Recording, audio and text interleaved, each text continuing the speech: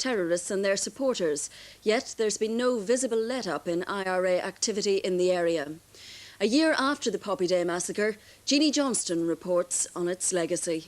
16-year-old Stephen Ross, who spent 5 weeks with his face held together by a steel cage, has been nominated for the Bernardo's Children of Courage Awards. The horror of the bombing will take a long time to fade. It passes my mind quite frequently. It wouldn't really haunt me, no, but I wouldn't really like to stand round where it happened. It's just a creepy feeling. Nevertheless, Stephen will return to the War Memorial this Sunday along with his 13-year-old sister Catherine, who was also injured in the bombing. He's now more concerned with catching up on schoolwork. Well, I've made almost miraculously recovered from the injuries I had. My face is healed completely.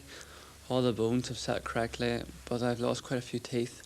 And my leg is set very well considering what sort of condition it was in last November. So how are you coping with getting back to normal life again? Well, I'm finding it very difficult. Well, it has been very difficult. It's becoming easier slowly but steadily, but I've had an awful lot of pressure from schoolwork. I've had to make up most of the work that I've missed from last year, really. I missed an awful lot of work and I either had to repeat the year or work very hard, and I worked very hard and it's paid off. Stephen's school at the time was Enniskillen High, which suffered more than most from the bombing. With several pupils injured, its headmaster still lying in a coma today. This Friday, a plaque will be dedicated at a special service in the school. The school opened in 1957, and since that time, in the troubles that we've had in Northern Ireland, 8 of our past pupils have been killed serving in the RUC, the UDR, or indeed the Army. And we consider that this is a fitting time to commemorate those people who gave their lives serving their country.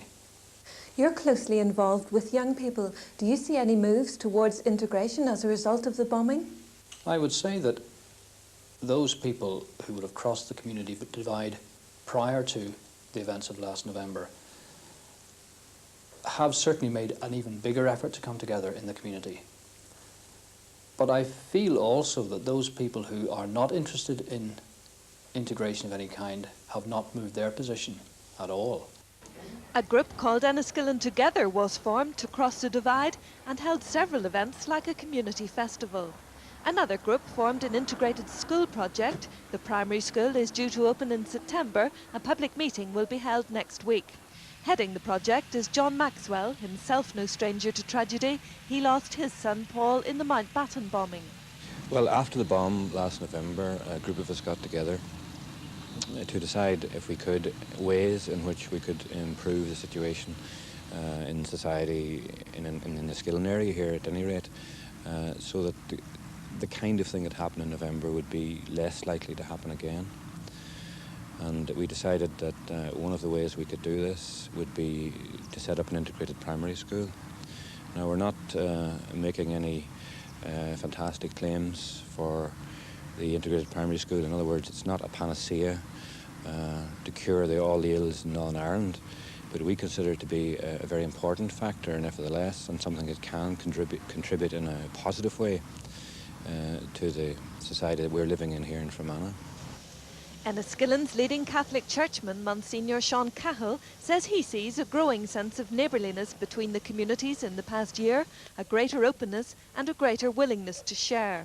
But the real test will be in Fermanagh's next election, which will reveal whether the large Sinn Féin vote has been damaged by the events of last Remembrance Sunday. Local newspaper editor Denzel McDaniel says the results could be surprising. After the bombing, there was an awful lot of revulsion, and an awful lot of people did say at the time that they would never vote Sinn Féin again. And there were moves between SDLP and unionist parties to come together. But as time goes on, perhaps those feelings of revulsion will have subsided somewhat. And it's not until next May that we have a district council election, and that'll be the real test to see how much support Sinn Féin have lost. And what would be your prediction? My prediction would be that Sinn Féin will lose some support, but not an awful lot. The Fermanagh South Tyrone area has been staunchly Republican over the years, and although revulsion was felt at the time, I would predict that they won't.